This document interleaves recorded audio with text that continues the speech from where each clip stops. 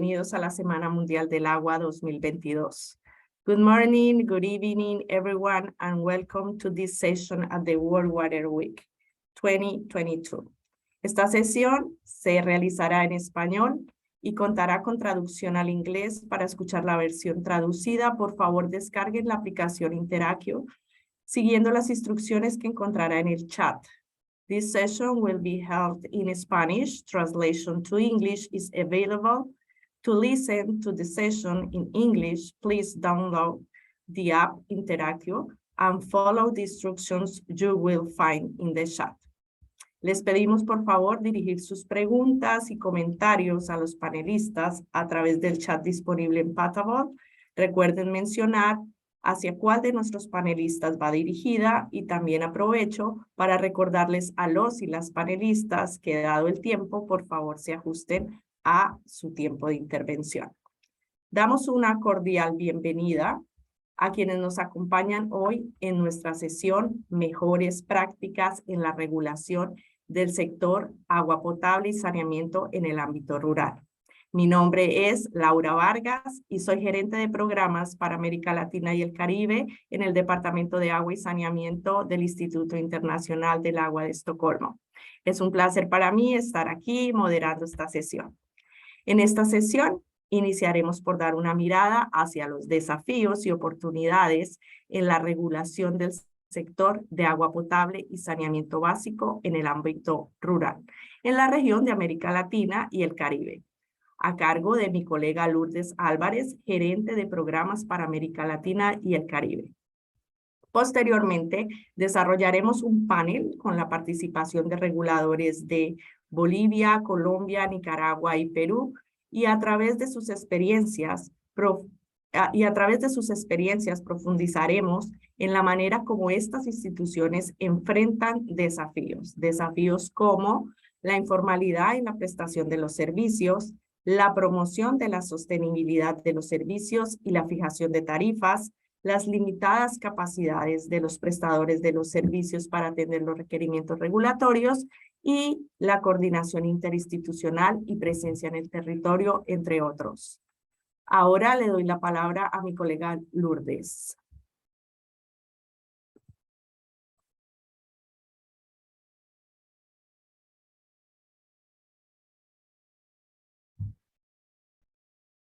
Muchas gracias, Laura.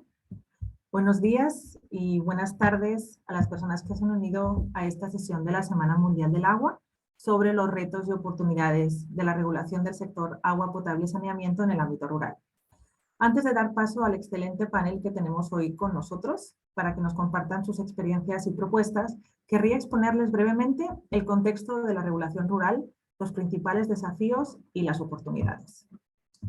¿Por qué es importante regular el sector AESH en el ámbito rural?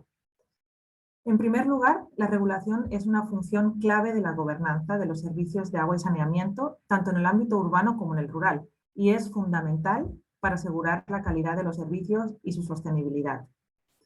Existe una complejidad para introducir mecanismos de regulación en el ámbito rural, como todos sabemos, especialmente si pretendemos usar los estándares y la normativa aplicada en el ámbito urbano.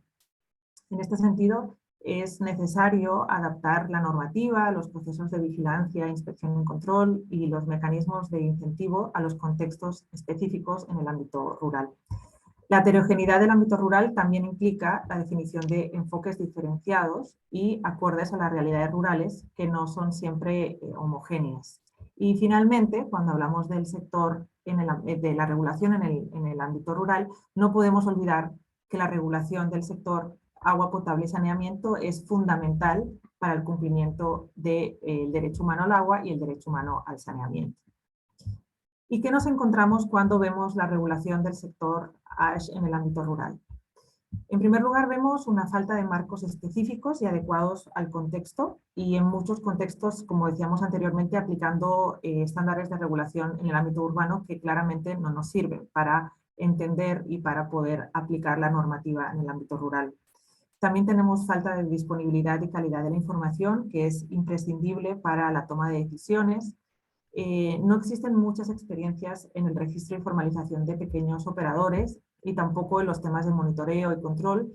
si bien algunos países han avanzado en este punto, como nos presentarán más tarde en el panel de discusión.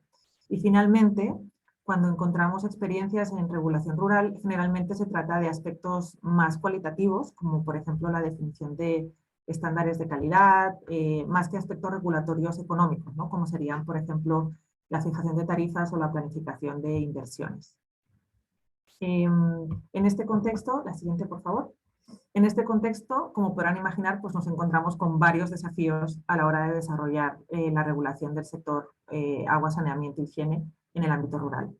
Por un lado, y de los aspectos más importantes, tenemos la informalidad de la prestación, ¿no? Una baja formalización y registro de los prestadores en el ámbito rural. Asimismo, la mayoría de los servicios están descentralizados, con un gran número de prestadores, y no solo tenemos un gran número, sino que también estos prestadores son heterogéneos, con diferentes características y necesidades, lo cual pues, complejiza la regularización desde lo nacional, ¿no? Existe también un limitado desarrollo de capacidades, tanto de recursos humanos como de capacidades técnicas, recursos financieros, tanto de las instituciones locales y subnacionales, especialmente, pero también a nivel nacional en algunos casos, ¿no? No hay claridad en los roles y responsabilidades de los actores clave, y aunque a veces existan esas normas o esos roles, muchas veces falta el conocimiento de dichos roles por parte de los diferentes actores. Tenemos también en el rural mecanismos débiles de coordinación entre instituciones, especialmente en el intercambio de información y en la definición de soluciones integrales y apropiadas para el ámbito rural. La escasa información de la situación de los servicios en el ámbito rural y a menudo su baja confiabilidad también limita a la hora de tomar decisiones y definir una normativa específica para regular el sector en el ámbito rural. Y finalmente, un tema que pues, apenas encontramos en los casos de regulación del sector ASH en el ámbito rural son los temas ambientales, ¿no? Asociados, por ejemplo, pues, a los lineamientos para definir planes de contingencia u otras acciones de adaptación y mitigación. Pero en esta sesión lo que nos queremos focalizar son en las oportunidades, ¿no? en aquellas soluciones que encontramos para fortalecer los procesos regulatorios en el sector, que si bien pues tiene sus complejidades, definitivamente tenemos muchas oportunidades. Relacionado con el principal desafío que destacábamos anteriormente, tenemos la oportunidad de definir incentivos para la formalización, tanto generados a nivel municipal como local o incluso también, ¿por qué no?, a nivel nacional, relacionados con el acceso a subsidios, el apoyo en la mejora y construcción de infraestructura o la asistencia técnica, por ejemplo. Respecto a este último punto, a la asistencia técnica, en el ámbito rural es clave centrarse en el apoyo técnico y los incentivos más que en las sanciones, ¿no? Asegurando, por un lado, los flujos de financiación adecuados a nivel de contribuciones, impuestos, transferencias, etcétera, y por otro lado, la operatividad y el mantenimiento de los servicios, ¿no? Y en este sentido, el rol de los municipios y los intermediarios no gubernamentales es muy importante para fortalecer lo que llamamos asistencia preventiva, ¿no? Antes de que llegue el problema, poder dar asistencia para apoyar a estos prestadores, tanto en la formalización como en la operatividad de los sistemas. Por otro lado, está la segmentación de los pequeños prestadores no formalizados, y en este sentido se hace necesaria la definición de estrategias diferenciadas, ¿no? Lo que llamamos la regulación diferencial, que posteriormente también nos comentarán nuestros invitados e invitadas en el panel, por ejemplo, la definición de marcos tarifarios. También es importante la distribución clara de funciones regulatorias a todos los niveles del gobierno, ¿no? Definición de reglas claras, que se conozcan por parte de todos los actores, tanto a nivel de regulaciones, los principios de fijación de tarifas, indicadores de desempeño, etc., ¿no? Las herramientas e instrumentos han de ser de fácil, ¿no? Tanto a nivel técnico como a nivel económico, ¿no? Ya hablemos, por ejemplo, de pues, sistemas de monitoreo y control, donde la participación del usuario de la comunidad es clave, el acceso a subsidios, que tiene que ser simplificado, o definición de tecnologías adaptadas a esos contextos rurales que pues, tienen sus propias necesidades, ¿no? Si bien es cierto que la regulación es compleja, es imprescindible para poder aplicarla y comprenderla su simplificación, ¿no? Tanto como se pueda, ¿no? Con los límites que tiene la propia complejidad de la regulación. Entonces, decimos que la regulación ha de ser simple, ha de ser flexible, progresiva, diferencial, ha de tener un lenguaje sencillo y claro, adaptado a las capacidades, que se difunda por canales que logren llegar a todos los actores, incluso aquellos que tienen difícil conectividad, y considerar el rol de las asociaciones de prestadores y usuarios para poder difundir esa regulación, ¿no? En cuanto a los sistemas de monitoreo y control, pues es importante asegurar su eficiencia y calidad, porque, como decíamos anteriormente, el monitoreo y ese seguimiento permitirá poder tomar mejores decisiones para poder seguir adaptando la regulación al entorno rural e ir adaptándose a las necesidades. Los dos últimos puntos que queríamos destacar, uno de los puntos muy importantes es a nivel para poder desarrollar estas acciones, la mayoría de las acciones de las que hablábamos, es imprescindible fortalecer institucionalmente todos los niveles, ¿no? Tanto nacional como municipal, local, y a todos los actores clave en la regulación, ¿no? Entonces, estamos hablando desde procesos de enseñanza y capacitación en cascada, implicar a los diferentes actores gubernamentales y no gubernamentales, certificar el conocimiento, entre otras estrategias. Y finalmente, una de las oportunidades que se podrían analizar para determinados contextos es la regionalización y asociatividad de prestadores, ¿no? Como una de las alternativas para crear esas economías de escala que fortalezcan y faciliten los procesos de regulación para los pequeños prestadores. Aquí yo me voy a quedar, sé que ha sido mucha información, pero queríamos darle como este marco general que les ayude a entender mejor las experiencias y realidades de la regulación y también que nos ayuden también a contextualizar las experiencias y los aprendizajes que nos van a compartir nuestros invitados e invitadas en el próximo panel. Les dejo con Laura. Gracias. Gracias, Lourdes. Bueno, a través del programa Go Water, que tiene como objetivo fortalecer las capacidades de las agencias reguladoras de los servicios de abastecimiento y de agua y de saneamiento en América Latina, los últimos meses hemos tenido la oportunidad de implementar la metodología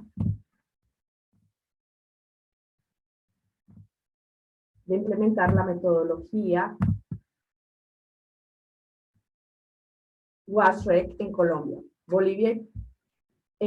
Bolivia y próximamente en Perú. Esta metodología se trata de una herramienta de diagnóstico de múltiples partes interesadas que puede utilizarse para identificar las lagunas en la regulación nacional y los desafíos en la prestación de servicios de agua y saneamiento. Ahora le doy la bienvenida a nuestros panelistas.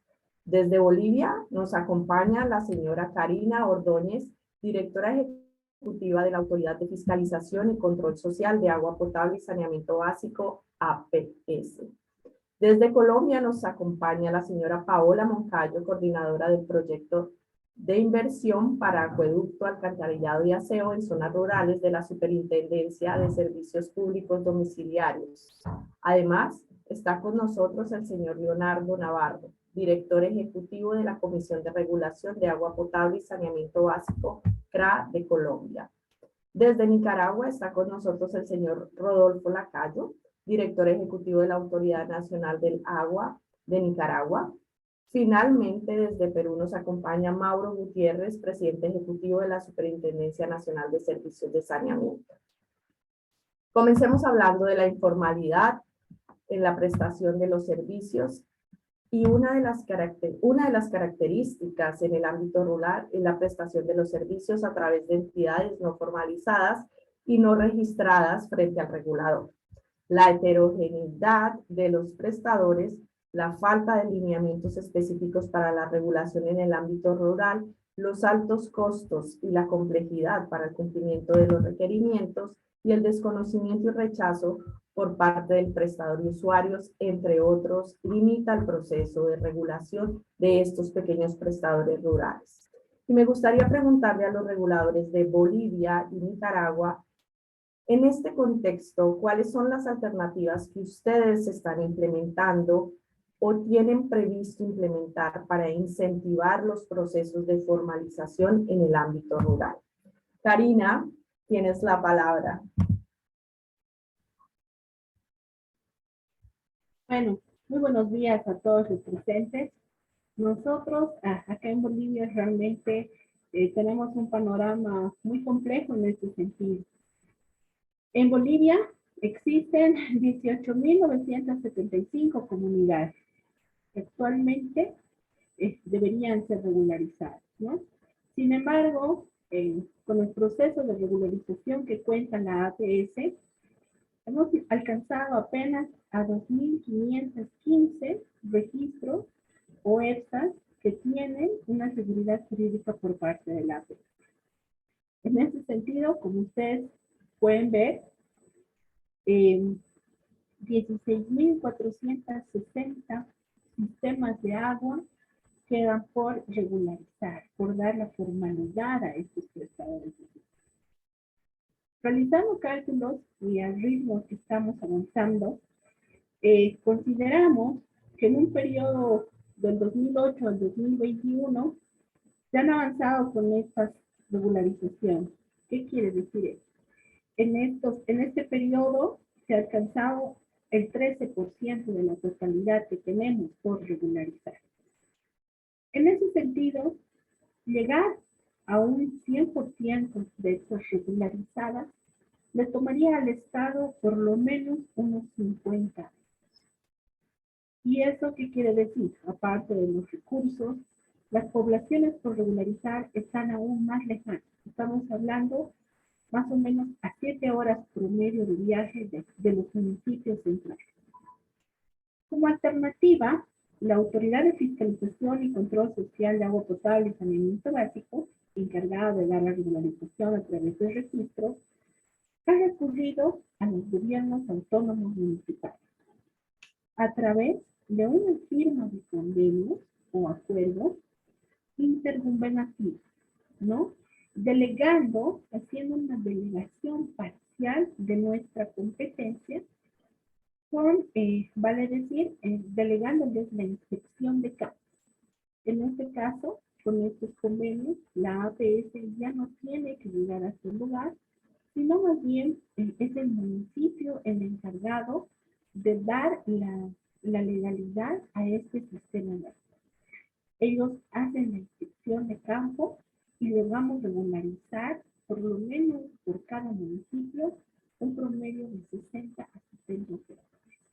La idea de esto es que cuando se tengan municipios cerrados, que es lo que nosotros le llamamos, se pueda proceder al siguiente paso, que es regular. ¿No? Regular con el sistema de información que nosotros tenemos.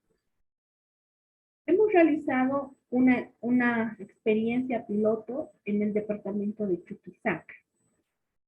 Hemos contado con una buena aceptación. Los gobiernos autónomos municipales están muy interesados en trabajar en esta forma, porque la APS de alguna forma está capacitando, está acreditando al personal para poder realizar la regulación.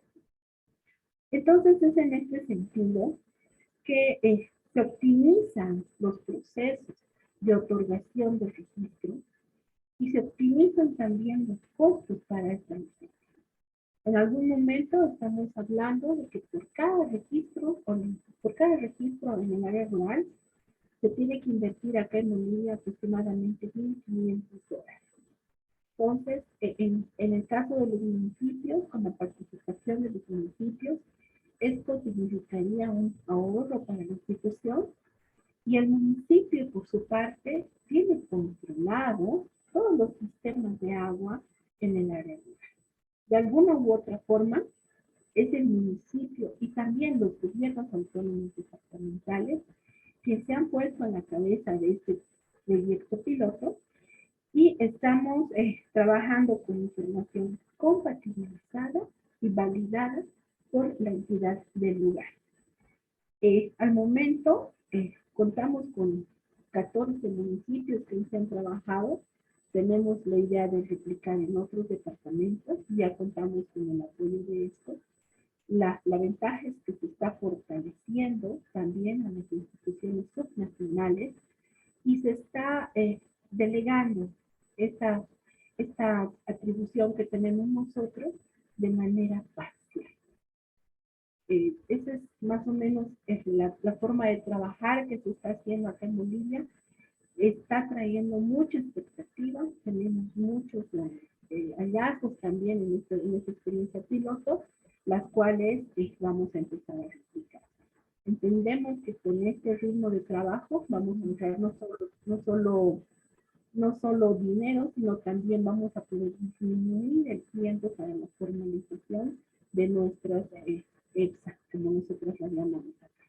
Muchas gracias, Karina. Gracias. Le damos la palabra ahora a Rodolfo desde Nicaragua. Bueno, muchas gracias, un gusto. Desde Nicaragua hemos tenido el gobierno ha venido trabajando en el marco legal e institucional alrededor del tema de la prestación de servicios y lo que es la Ley General de Aguas Nacionales, que se promulgó en el año 2007. Es importante retomar que en la ley se establecieron dos aspectos muy relevantes. Uno, en donde se establece que todas las aguas nacionales pertenecen al Estado. Y dos, que los servicios de agua potable y saneamiento no iban a ser efectos de privatización alguna, ni de forma directa ni de forma indirecta. Y esto se reafirmó en las recientes reformas a la Ley General de Aguas Nacionales. En este sentido, en el año 2010 se promulgó lo que es la Ley Especial de los Comités de Agua Potable y Saneamiento, CAPS, que son estas organizaciones comunitarias que se encargan de la prestación de los servicios de agua potable y saneamiento en las comunidades rurales del país. Estos comités de agua se conforman a través de una asamblea comunitaria y después de un proceso de conformación son certificados por los municipios, las alcaldías municipales, e inscritos por la Autoridad Nacional del Agua en el Registro Público Nacional de Derechos de Agua y de Prestadores de Servicios. Una vez de que nosotros otorgamos esta inscripción, se emite una certificación y esto les permite obtener personería jurídica. ¿Qué es lo importante con la obtención de su personería jurídica? Que a través de los beneficios, ellos gozan de todos los beneficios y derechos que esta ley especial les otorga, pero además que son beneficios de exenciones y exoneraciones fiscales, tienen la tarifa eléctrica más baja a nivel nacional, ¿verdad? Pero también pueden aperturar cuentas en la banca nacional y poder optar a procesos de fortalecimiento de capacidades que son brindados a través de las distintas instituciones que participamos en la regulación del sector, porque no es únicamente la Autoridad Nacional del Agua, sino que entran en conjunto una serie de instituciones nacionales y locales. Tenemos en Nicaragua alrededor de unas 7.155 comunidades. De estas existen como 6.152 sistemas y hemos inscrito a la actualidad alrededor de 3.194 sistemas, comités de agua potable y saneamiento, a los que les damos todo este proceso de fortalecimiento y de conformación. Como ANA también hemos desarrollado un sistema en línea, porque no tenemos representación en los territorios, nos apoyamos con las distintas instituciones locales y nacionales, pero sí hemos desarrollado un sistema en línea mediante el cual promovemos la certificación de los comités de agua potable y saneamiento, promovemos la reestructuración de sus juntas directivas. La ley establece que cada año cada 2 años, deben reestructurarse las juntas directivas, pero además damos atención a distintas solicitudes que se presentan ya sea para visitas técnicas, para capacitaciones en diferentes temáticas como son administración, operación y mantenimiento, para monitoreos de calidad de agua y para el acompañamiento en la elaboración de los estudios tarifarios que les permita la sostenibilidad a los sistemas de agua. Gracias. Gracias, Rodolfo.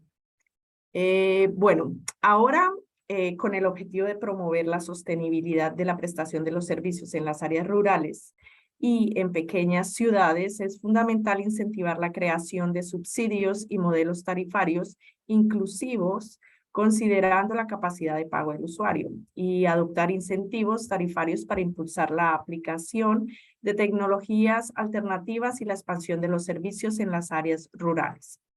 ¿Cómo lograr la sostenibilidad de la prestación de los servicios rurales frente a un contexto en el cual la capacidad de pago de los usuarios es limitada? ¿Qué medidas han sido implementadas en este sentido? Veamos la experiencia en Colombia y Perú. Leonardo, cuéntanos la experiencia de Colombia. Estás en mute.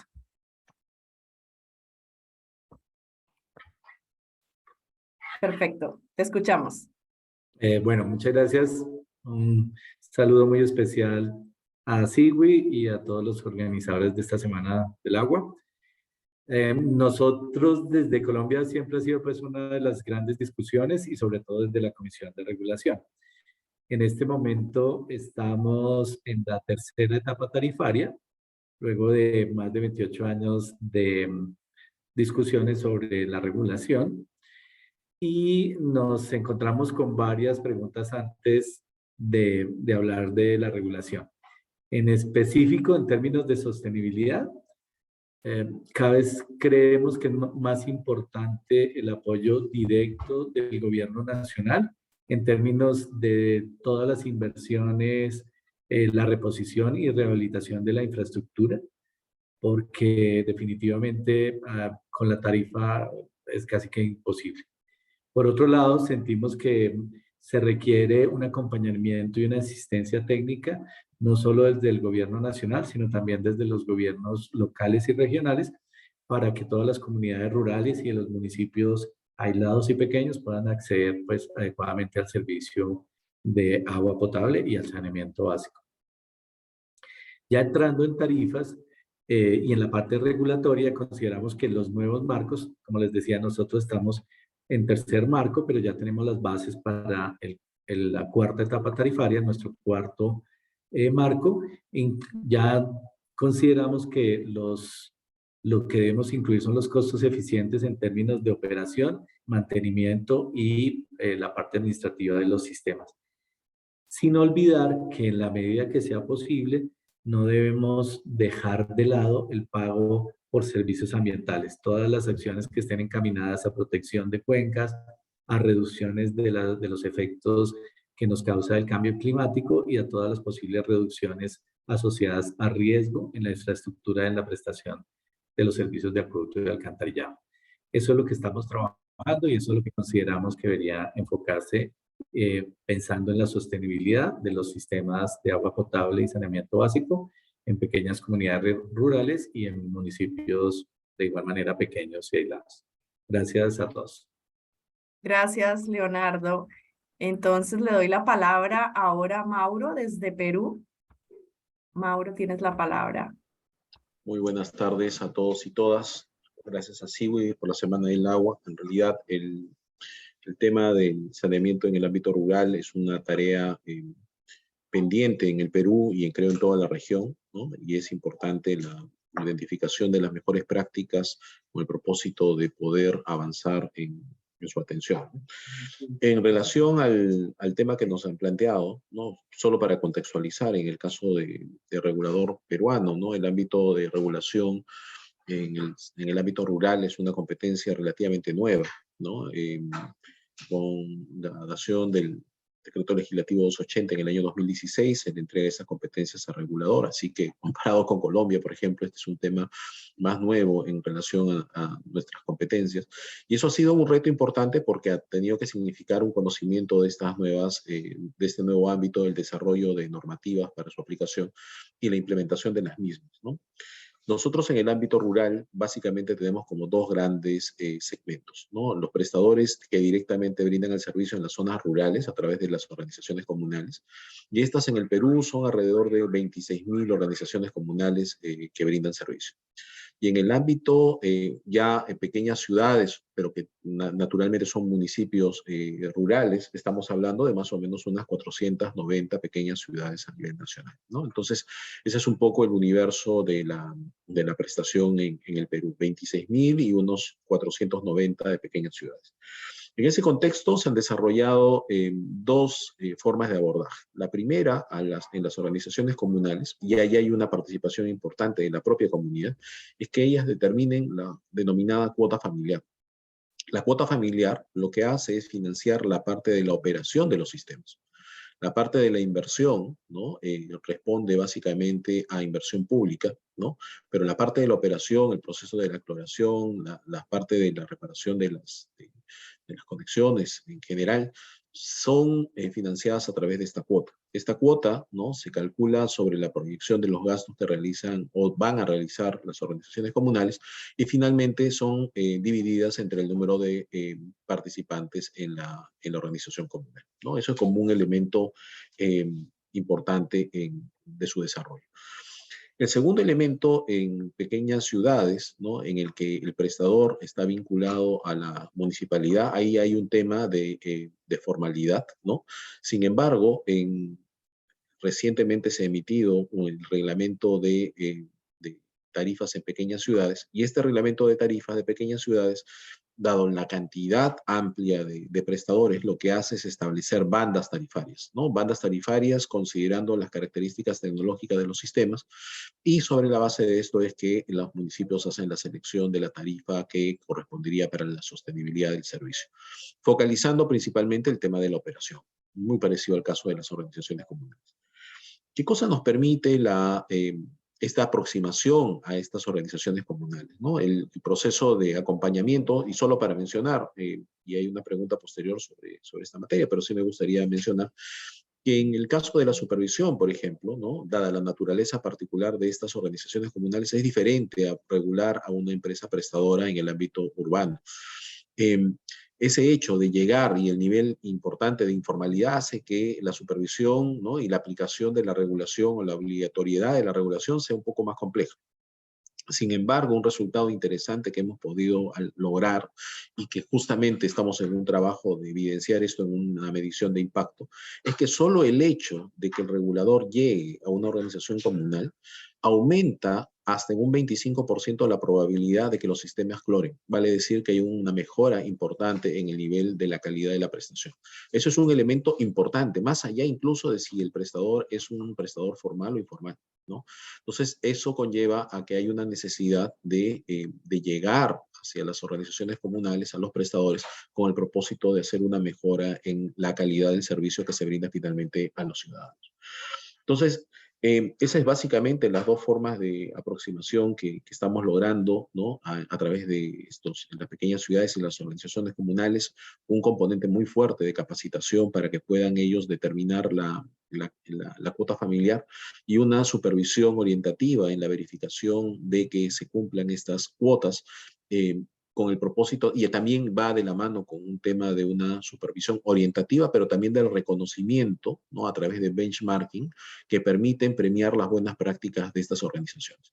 En términos de capacidad de pago, ¿no? Y este es un elemento también importante, las cuotas familiares respetan de que no se supere el 5% del ingreso familiar, ¿no?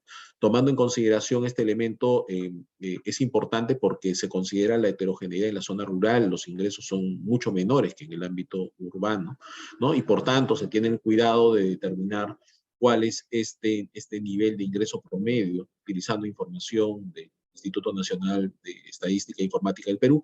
Se calcula específicamente cuáles aproximadamente los ingresos en estas localidades, ¿no? Y sobre la base de eso se determina cuál es este umbral máximo, y son las organizaciones comunales las que finalmente determinan su cuota. Eso básicamente. Muchas gracias. Gracias, Mauro. Bueno, y por otro lado, en el ámbito urbano, el incumplimiento reiterado de la regulación supone, en la mayoría de los casos, una sanción económica para el prestador. En el ámbito rural y de pequeñas ciudades, sin embargo, las experiencias concluyen que las sanciones al pequeño prestador no son viables, ya sea por la informalidad de la entidad, la falta de recursos económicos para hacer frente a la sanción, la limitada capacidad del regulador para hacer seguimiento al cumplimiento de la sanción, entre otros. En este contexto, la denominada regulación preventiva, donde el regulador u otro actor en el territorio facilita asistencia técnica al pequeño prestador para fortalecer sus capacidades de responder a los requisitos regulatorios, parecería ser una respuesta más adecuada en el contexto rural. Conozcamos la opinión de la Superintendencia de Servicios Públicos Domiciliarios de Colombia y la Superintendencia Nacional de Servicios de Saneamiento de Perú. Paola, en el caso de Colombia, ¿cuál crees que deben ser los incentivos para el cumplimiento de la normativa en el ámbito rural, considerando las condiciones de informalidad y de limitaciones de recursos de los prestadores rurales y en pequeñas ciudades?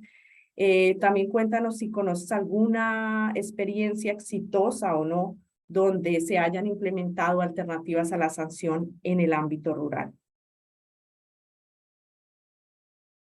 Hola, cordial saludo para todos los panelistas, para Siwi, organizador de este evento, y para todos los asistentes en general. Bueno, sí, aquí es importante tener en cuenta que la formulación de incentivos debe partir del conocimiento del ámbito de la zona rural, ¿cierto? Las debilidades generalmente de los prestadores están asociadas a las bajas capacidades a nivel administrativo y financiero. Uno de los incentivos que se está aplicando y que debería pues promoverse es apoyar la regionalización y la aglomeración para que los prestadores perciban los beneficios de la economía a escala en términos administrativos y financieros, ¿cierto? Esto quiere decir que los prestadores o las fortalezas de los prestadores puedan unirse para efectivamente hacer una prestación eficiente de manera universal. Tenemos incentivos no económicos y incentivos económicos. En los incentivos no económicos se resalta el reconocimiento de las buenas prácticas de los prestadores en términos de usuarios, atención a los usuarios, promueven todo el tema social, entonces eso ayuda también a que la prestación sea más eficiente. Y en este momento, pues en Colombia, desde la Superintendencia de Servicios Públicos, junto con la Asociación Nacional de Empresas de Servicios Públicos, ANDESCO, tenemos una alianza estratégica y hay un programa que hace todo ese reconocimiento a las buenas prácticas de los prestadores. Entonces, como les decía, este reconocimiento se hace a aquellos prestadores que inclusive fortalecen el tejido comunitario, el tejido social, que es tan importante, premia la innovación, a la atención a los usuarios, y es algo que se hace a nivel general, pues a todos los prestadores de servicios públicos. Entonces, ese es alguno de los casos, digamos, que desde Colombia podemos presentar. Existen los incentivos económicos, que generalmente ya pues tiene que ver con todos esos apoyos a los proyectos como tal, en infraestructura, a los proyectos en asistencia técnica, capacitaciones. Generalmente, los que promueven estos proyectos son las alcaldías en los municipios, que son los garantes de la prestación del servicio, y los planes departamentales del agua a nivel de gobernaciones. Ellos tienen inclusive como competencia crear esos planes de asistencia técnica, llevar a territorio capacitaciones, promover los proyectos o las innovaciones que tienen los acueductos en términos de infraestructura. Existe un caso de éxito que es liderado por la gobernación de Cundinamarca, que se llama Agua a la Vereda. Este programa lo que busca es ese fortalecimiento institucional, el fortalecimiento a la infraestructura de los acueductos. Entonces, lo que hacen ellos es promover las instalaciones de las plantas de tratamiento, los micromedidores, macromedidores, promueven además, o sea, tienen un grupo muy robusto donde no solo dan la infraestructura, sino que adicional les dan esa asistencia técnica para que el sistema pueda operar, que la comunidad efectivamente pueda operar, que esa infraestructura no quede abandonada. Entonces, dan esas asistencias técnicas, esas capacitaciones para lograr que los acueductos efectivamente sean sostenibles en el tiempo. Tenemos esos dos casos exitosos y que pues estamos promoviendo desde Colombia. Gracias, Paola. Ahora le doy la palabra a Mauro para que nos cuente su experiencia. Nuevamente, muchas gracias. Sí, como compartimos el hecho de que para poder hacer la regulación hay una necesidad de conocer el territorio, ¿no? Y como les había mencionado, este tema de esta competencia asignada hacia las UNAS es una competencia relativamente nueva. Por eso un componente importante que se desarrolló fue lo que se conoce como las áreas de la prestación, justamente el tratar de conocer el territorio para tratar de ver la oportunidad de ganancias de eficiencia, ¿no? Lo menciono como un elemento de contexto, pero que sí es crítico para tratar de ver el aprovechamiento de economías de escala. ¿Qué mecanismos de regulación hemos utilizado? Un poco ya había señalado, ¿no? Las organizaciones comunales en la práctica son asociaciones civiles que se autogestionan. Entonces, llevar a cabo un proceso de fiscalización convencional como una EPS, eso es difícil, por decirlo menos. El mecanismo de regulación que se utiliza es el de benchmarking, básicamente, ¿no? Dando señales de qué organizaciones son las que realizan las mejores prácticas y sobre la base de eso evidenciar y premiar y también evidenciar quienes no cumplen, ¿no? con las regulaciones o las recomendaciones que se brindan. En ese sentido, es un proceso más, como había mencionado, de supervisión orientativa, pero al mismo tiempo también una regulación de comparación con el propósito de premiar las buenas prácticas y identificar cuáles son finalmente las que no vienen cumpliendo estos estándares.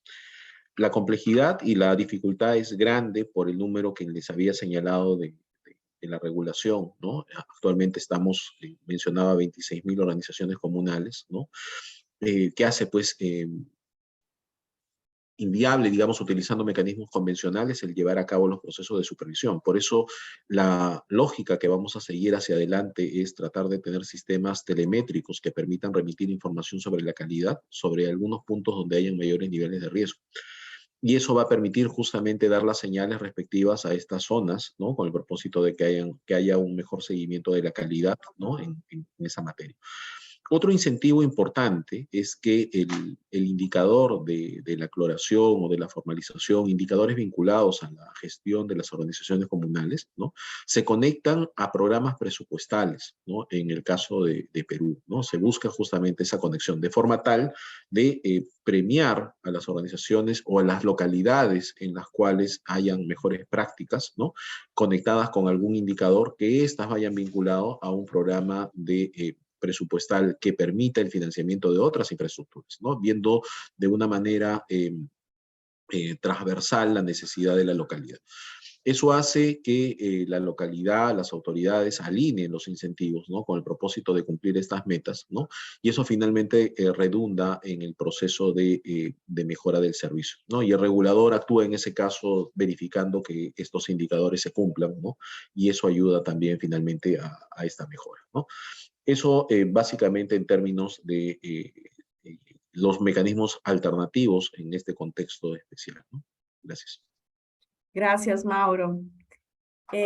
Bueno, por último, hablemos de la coordinación institucional y la presencia del regulador en el territorio. El gran número de prestadores en el ámbito rural, su heterogeneidad y su dispersión requieren la vinculación del regulador con el territorio, fortaleciendo la comunicación y el rol con los usuarios de los servicios de agua y saneamiento.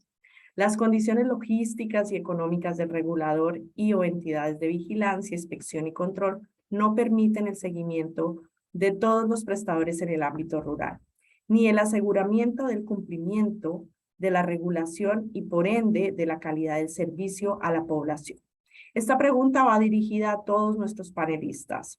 Según su experiencia, ¿cuál debería ser el rol de la comunidad en los procesos regulatorios? ¿Existen en sus países o conocen experiencias donde la comunidad ha participado activamente en los procesos de vigilancia, inspección y control? ¿Y cuáles serían o cuáles son las oportunidades y los riesgos de su participación?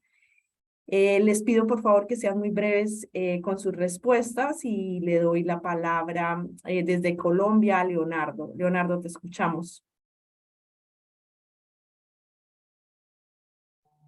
Laura, muchas gracias y muchas gracias a todos. Aquí yo creo que es importante por el lado de Colombia tener en cuenta un elemento clave y es que nosotros desde la Comisión generamos las fórmulas que definen finalmente el costo que debe pagar cada uno de los usuarios. Pero nosotros desde la Comisión no hacemos control y vigilancia, inspección, control y vigilancia. Entonces, esto es para que lo tengamos en cuenta. En Colombia somos algo particular en esa estructura institucional. En ese contexto, yo creo que es importantísimo para la estructuración de las fórmulas o de la regulación una participación fuerte, real y cierta de los usuarios. ¿En qué sentido? En que nosotros, desde nuestra posición como reguladores, debemos generar todas las posibilidades o facilidades para poder recoger la mayor cantidad de información que nos ayude a tomar decisiones. ¿Cuáles son las fallas del mercado? ¿Cuáles son los problemas que encuentran? ¿Cuáles deberían ser unas posibles soluciones?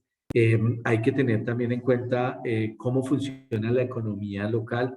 Nosotros, y en el caso propio de la comisión, creo que hemos intentado siempre trasladar lo que hacemos o lo que regulamos para las grandes empresas, trasladarlo a los pequeños municipios que tienen unas economías completamente diferentes, que dependen más de unos procesos de cosechas o de unas economías que no tienen los mismos periodos como funcionan en las ciudades, que se pueden hacer pagos mensuales y demás. Yo creo que hay que revisar muy bien cómo funciona la economía local, tener los mecanismos para poder capturar desde la comisión toda la información que uno pueda tener en cuenta para después estructurar todo el proceso regulatorio.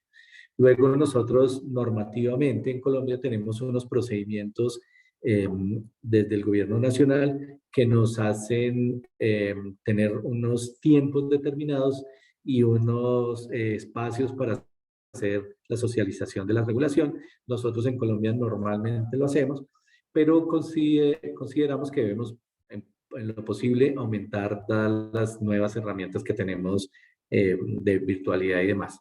En ese contexto, igual que lo comentaba uno de los panelistas, estamos actualmente desarrollando y ya vamos por el segundo periodo de implementación. Tenemos lo que se denomina en Colombia, o lo denominamos en la comisión, el taller de presencia regional, y es una serie de herramientas no solo virtuales, sino también presenciales, donde intentamos, por un lado, que los usuarios entiendan de alguna manera cómo funciona la regulación, cuáles son sus posibilidades como usuarios y finalmente cuáles son las posibilidades hacia los organismos de control. Creo que eso es clave y fundamental.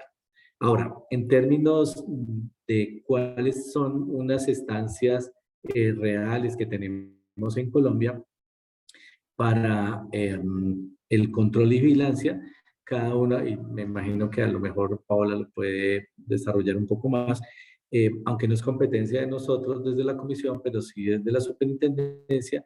En Colombia se tienen los comités de desarrollo y control social de los servicios públicos. Cada uno de estos comités tiene la posibilidad, si el prestador está formalizado, de hacer todas las quejas, sugerencias y reclamos que se requieran pues, propositivos básicamente para lograr una prestación adecuada de los servicios, ¿cierto? Eso lo tenemos en Colombia. Sentimos que últimamente ha ido perdiendo mucha fuerza estos comités de desarrollo y control social y por lo tanto hay que darle una nueva dinámica y hacerle, como diríamos en Colombia, empujarlos un poco más para que tengan esas posibilidades de autogestión. Creo que en términos de oportunidades y riesgos, creo que en términos técnicos ahí podría haber un riesgo si somos muy participativos, porque es posible que si hacemos mucha proceso de socialización y de estructuración de la regulación, es posible que seamos un poco demorados y lentos. Pero creo que en términos de acceder a la información que venga desde la fuente primaria es fundamental. Ahora, yo creo que hay una responsabilidad de entidades como la nuestra, como la comisión, en hacer unos marcos regulatorios que realmente respondan a unas fallas del mercado y a unas necesidades locales. Ahora en la evaluación que hicimos del tercer marco regulatorio para el sector rural y municipios pequeños, estamos hablando de más o menos el 17% pues, de la población colombiana. Es triste porque menos del 10% de los prestadores aplican la regulación. Eso quiere decir que estamos haciendo una regulación que no responde a las necesidades locales. Si la estamos haciendo es porque estamos fallando también como reguladores.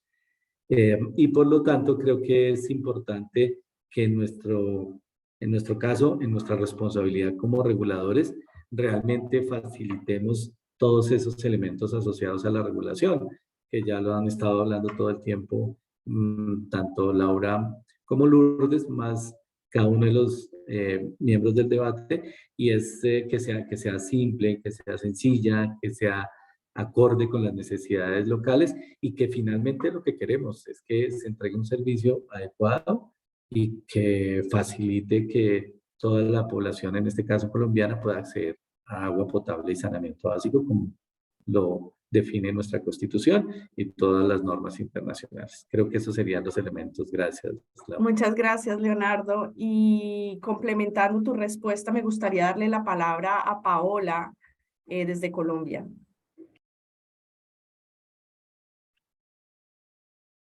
Ok, sí, bueno, complementando un poco lo del director Leonardo, sí, efectivamente, bueno, el factor social es algo que incide significativamente en la prestación del servicio.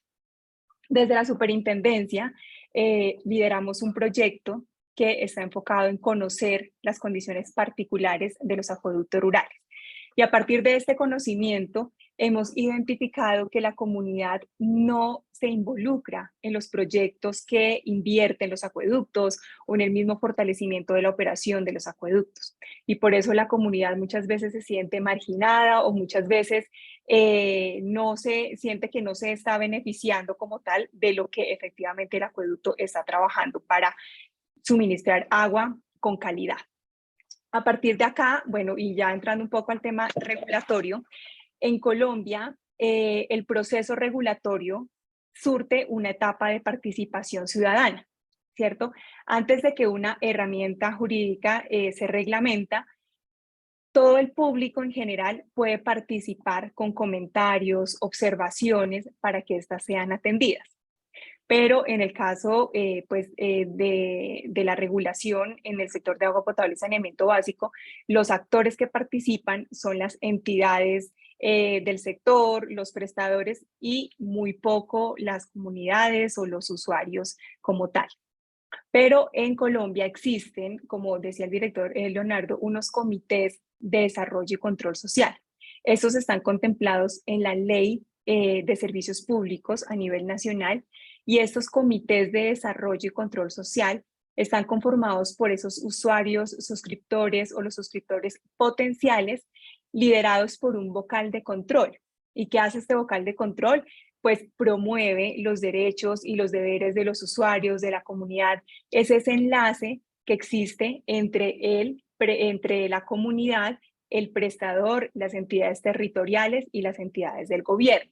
Entonces ellos recogen todas las peticiones, quejas, reclamos, sugerencias para que sean escuchadas y para darles una solución. Entonces, teniendo ya digamos que esta figura conformada como comités de desarrollo social, lo que se está haciendo, inclusive desde la Superintendencia de Servicios Públicos a través de un proyecto de inversión, se está fortaleciendo estos comités para que efectivamente desde la zona rural exista esos criterios diferenciales donde inclusive las mismas alcaldías o las mismas gobernaciones puedan promover su desarrollo, porque muchas veces en todo el ejercicio que nosotros hacemos pues conociendo o visitando las alcaldías, muchos lo desconocen. Entonces es importante y se está trabajando para eso, para que si existe este canal de comités de desarrollo que de una u otra manera representa a la comunidad, pues se logre, ¿cierto? Se logre de una u otra manera fortalecer y que si existe en este momento reglamentación, pues ojalá ahí se ajuste esa reglamentación un poco más aterrizada al ámbito rural. Gracias, Paola. Y me gustaría entonces darle ahora la palabra a Karina desde Bolivia para que nos cuente su experiencia. Bueno, muchas gracias. Acá en Bolivia nosotros contamos con la normativa, la ley de control social, y esta es más vigente aún en las comunidades, ¿no? Esto nos ayuda a nosotros en el proceso de regulación, porque con esta ley y la Constitución política existe una especie de autorregulación en las comunidades. Vale decir, ellos ejercen su propio control social y ejercen de esta forma el trabajo que realizan día a día. Es importante la importancia del involucramiento de la comunidad dentro de la prestación de servicios, porque cuanto mayor conocimiento tienen del servicio que están recibiendo, es donde mayor involucramiento y efectividad existe en el proceso. Pero sin duda, este control social en algunos momentos se ha convertido en un riesgo por la participación que tienen dentro de algunas tomas de decisión. Estoy hablando específicamente del tema tarifario, ¿no? En algunos casos, el control social incide mucho en lo que es la aprobación de la estructura tarifaria. Es por eso que se ha visto reflejado en las posibilidades. Si bien coadyuvan, mejoran, dan algunas sugerencias en cuanto a los procesos técnicos, pero también se ha visto que este involucramiento por demás, digamos, de las comunidades, ha permitido aprobar estructuras tarifarias que definitivamente van en contra de la sostenibilidad del servicio. Como todo, tiene sus pros y tiene sus contras, ¿no? Pero en Bolivia sí se ejerce el control social a través de una ley específica. Gracias, Karina. Y me gustaría entonces darle la palabra ahora a Mauro desde Perú. Nuevamente, buenas tardes. Sí es importante el proceso de participación social porque esto le da legitimidad a las tarifas, a la cuota familiar que se determine. Es un elemento crítico en el modelo regulatorio peruano, tanto en el ámbito de las pequeñas ciudades, organizaciones comunales, sector rural, y en el ámbito urbano, ¿no? Pero en el ámbito rural es complicado, como ya se ha mencionado. Nosotros tenemos el análisis de impacto regulatorio, ¿no?, que señala, y las consultas que se tienen que desarrollar, pero generalmente cuando se desarrollan estas normativas, estas regulaciones, los propios usuarios de la zona rural poco conocimiento tienen de estas regulaciones, ¿no? Entonces ahí uno tiene estas consultas, el regulador tiene que tener una participación mucho más activa en recoger la participación de los mismos, ¿no? No es tanto, a diferencia en el ámbito urbano, publicamos el proyecto, cierta difusión y se reciben los comentarios. En este caso hay que ir a explicar, ¿no?, un proceso de participación más intensivo, ¿no? Ese es un elemento diferenciador importante, pero necesario con el propósito de tener una participación de la sociedad. Experiencias positivas hemos tenido, había mencionado el tema de la cuota familiar, ¿no? La cuota familiar requiere la validación de la organización comunal, y la organización comunal es dentro de las comunidades, ¿no? Es un actor vivo, ¿no?, donde tiene la propuesta de cómo se determina. Y había una consulta de cómo se determina la cuota familiar, se costean las actividades que se tienen que desarrollar durante el año, ¿no? Y eso se divide entre el número de asociados en la organización comunal y determina la cuota. Y esa cuota tiene que ser validada por la propia organización comunal. Ahí hay una participación directa de la comunidad. Y ahí hay dos elementos, ¿no? El primer elemento es la capacidad de pago, ¿no? Y la otra es la disposición de pago, ¿no? Se preguntaba cuál es esa capacidad de pago, le decía más o menos el 5%. Ese nivel se puede estimar con información del INEI en el caso peruano, porque se calcula a nivel de ámbito rural y ámbito de la región específica que se está analizando, se puede tener ese cálculo. Pero una cosa es la capacidad de pago, ¿no?, que por lo general está por encima de esa cuota, y la otra es la disposición de pago. Por eso es un tema importante de trabajo, ¿no?, vinculado al tema de la valoración del servicio, ¿no? En muchos lugares en el ámbito rural consideran que ciertas actividades como la cloración del agua no es una actividad necesaria, ¿no? Entonces sí es importante el trabajo importante de la valoración del proceso de tratamiento y la necesidad de la sostenibilidad del servicio. ¿Qué más tenemos como participación de la comunidad? El proceso de vigilancia, ¿no? En ese sentido hay un énfasis en la participación de la comunidad. Si hay un proyecto o programas de inversión en la zona, se trata de señalar cuáles son esas soluciones, ¿no? Siempre y cuando, y ya se mencionó, sin generar expectativas que puedan significar luego riesgos. Y esto es muy importante, ¿no? Hay que sincerar las expectativas de la población en términos de la mejora del servicio. Y por eso es relevante señalar, entregar información sobre la temporalidad y los avances de la programación de las inversiones que se puedan presentar, ¿no? Un mecanismo que tenemos y que está funcionando en el ámbito periurbano peruano y también en el ámbito rural, es la participación activa de la comunidad señalando cuáles son los problemas de servicio que tienen. A este programa lo hemos denominado Participa Vecino, y lo que busca es tratar de recoger algunas soluciones que puedan ser rápidas y que muchas veces son de coordinación, y que a través de ese mecanismo podemos canalizar, entregar esta información a los prestadores y encontrar soluciones que son rápidas, ¿no? Y efectivas, ¿no? Y la otra es el conjunto de campañas temáticas, ¿no? Que tienen como propósito diferenciar también en función de las localidades. Y ese es un tema también importante a mencionar. El sector rural no es homogéneo, no es dentro de la... es distinto pensar lo rural próximo a las ciudades que los rurales dispersos, ¿no? Y dentro de las zonas, ¿no? En el caso de Perú es distinto hablar de comunidades rurales en la zona norte del Perú, en la zona centro, en la zona sur, ¿no? Entonces conlleva a tener las campañas temáticas, las campañas de valoración y de participación y de capital social son diferentes. Esos elementos son necesarios en la identificación de las intervenciones, ¿no? Eso a través de estas campañas de Participa Vecino, ¿no? Y estas, no se pueden hacer una medición de estas diferencias y los énfasis que se pueden colocar en cada uno de ellos. Entonces, en ese sentido, ¿no?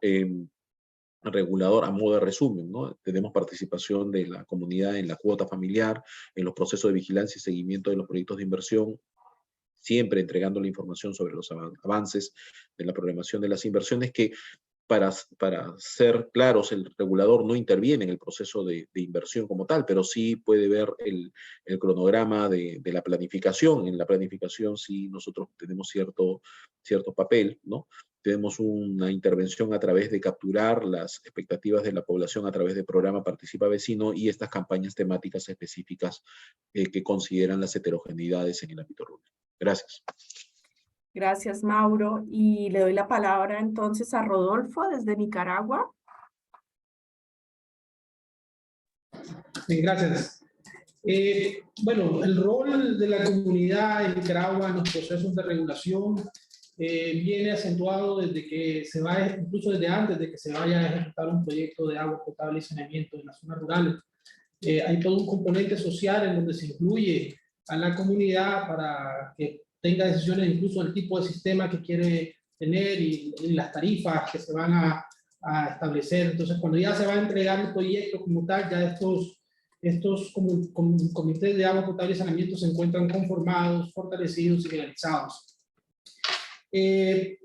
Promovemos, obviamente, una vez que está todo este proceso, todo el monitoreo comunitario, siempre con la mira de garantizar el abastecimiento del agua en calidad, continuidad y cantidad, ¿no? Este acompañamiento no únicamente se realiza por ley, por la Autoridad Nacional del Agua, sino también que intervienen otros actores como son el Ministerio de Salud, que ven específicamente el tema de la calidad del agua, el Ministerio del Ambiente y los Recursos Naturales, que ve todo el tema ambiental, el Fondo de Inversión Social de Emergencias, que es una entidad que se encarga de llevar los proyectos a las zonas rurales, la ejecución de los proyectos en las zonas rurales, también la empresa prestadora de los servicios de agua y alcantarillado sanitario, el NACAL, que ellos son los que prestan y administran el servicio en las zonas urbanas, pero que también atienden y apoyan a los comités de agua potable y saneamiento.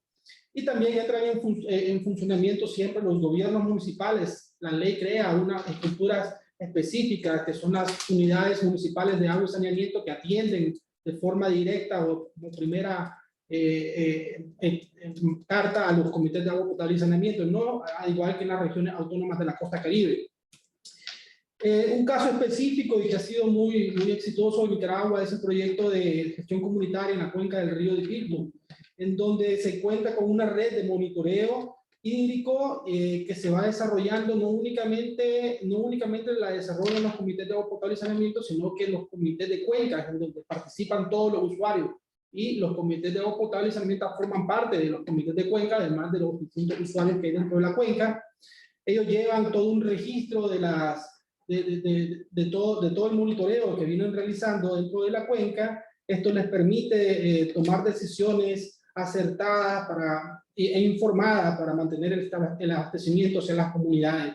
Pero no únicamente ven temas de monitoreo, sino que también realizan otras acciones como son la protección de las fuentes de agua, e impulsan procesos de concientización y de sensibilización sobre el uso del agua, promueven el incentivo para el pago de las tarifas para que los sistemas sean sostenibles, incluso han ejecutado obras para mitigar efectos al cambio climático, entre otros temas, ¿verdad? Entonces, todo este trabajo se viene haciendo de forma articulada, interinstitucional, tanto a nivel local como a nivel nacional. Gracias. Gracias, Rodolfo. Y bueno, pasamos entonces a las preguntas de nuestro público, de nuestros asistentes. Y tenemos una pregunta específicamente para la CRA de Colombia. Dice, efectivamente, la agencia regulatoria reconoce la necesidad del subsidio del gobierno para garantizar la sostenibilidad. ¿Cómo considera que este subsidio se puede hacer efectivo y que llegue a los prestadores y o a los usuarios? Leonardo, tienes la palabra. Indiscutiblemente, pues de acuerdo con la misma pregunta, si no tenemos subsidios en el sector rural, es muy difícil poder lograr índices de calidad para la prestación. Nosotros en Colombia, para los servicios públicos, tenemos un sistema de subsidios asociados a más que los ingresos, las condiciones de vida de los usuarios. Es un sistema de estratificación que permite que las personas más pobres o que vivan en condiciones más humildes les llegue directamente este subsidio, o más bien este subsidio. Tenemos un mecanismo que es a través de los entes territoriales de las municipalidades, pero el problema es que las municipalidades simplemente lo dejan directamente a los prestadores urbanos, no lo hacen al sector rural. ¿Por qué? Porque no cumplen algunas condiciones o porque a lo mejor ni siquiera políticamente les interese. Porque este subsidio sirve para hacer inversión, pero además para subsidiar la operación de la prestación de los servicios. En ese contexto, considero que en la medida de que se logre procesos de formalización de los prestadores en el área rural, o sea, y a través de mecanismos reales y ciertos que permitamos desde las entidades de orden nacional ese proceso de formalización, el gobierno nacional lo podría hacer y creo que casi directamente, ¿cierto? Estoy de acuerdo, como comentaba Mauricio, no todo el desarrollo del país es igual, no todas las comunidades rurales son iguales. Las comunidades rurales cerca de los grandes centros urbanos en Colombia tienen unos accesos a una economía completamente diferente a las comunidades rurales apartadas de los grandes centros urbanos donde se requiere esta mayor inversión. Entonces considero que si logramos facilitar que se formalicen, en este proceso de formalización se brinden unas condiciones o una información mínima que desde el gobierno nacional, ya fuera otra vez de los entes territoriales o de los entes regionales, poder hacer directamente estos subsidios. Ahora en la pandemia, desde el gobierno nacional se dieron algunos subsidios directos a los acueductos rurales bajo unos criterios definidos que definió el Ministerio de Vivienda y facilitó de alguna manera que algunos de ellos solucionaran unos problemas administrativos fuertes. Pero lo que es cierto es que indiscutiblemente el sector rural pues requiere esos subsidios y tenemos que generar los mecanismos que podamos desde los gobiernos tanto nacionales como regionales y locales. Gracias. Gracias, Leonardo. Y bueno, tenemos por otro lado una pregunta dirigida a la SUNAS en el caso de Perú. Al igual que en el caso de Colombia, se tienen incentivos regulatorios para reducir el número de prestadores, especialmente organizaciones comunitarias, a través de procesos de integración o regionalización. Mauro, ¿nos cuentas un poco de esto? Sí, el decreto legislativo 280 que reglamenta, digamos, el sector saneamiento, ¿no? Establece como lógica tratar de aprovechar las economías de escala, ¿no? Y de ámbito en la prestación de los servicios, ¿no? Tratando de generar mecanismos de integración, ¿no?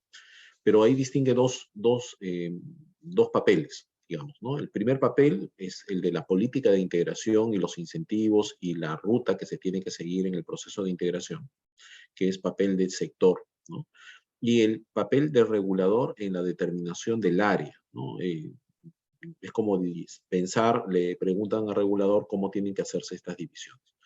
Sin embargo, esta competencia del regulador, ¿no? Es una competencia más orientativa, porque finalmente el rector toma eso como un elemento, ¿no? Para el proceso de integración si corresponde, ¿no? Eso es, digamos, son estas dos facetas, ¿no?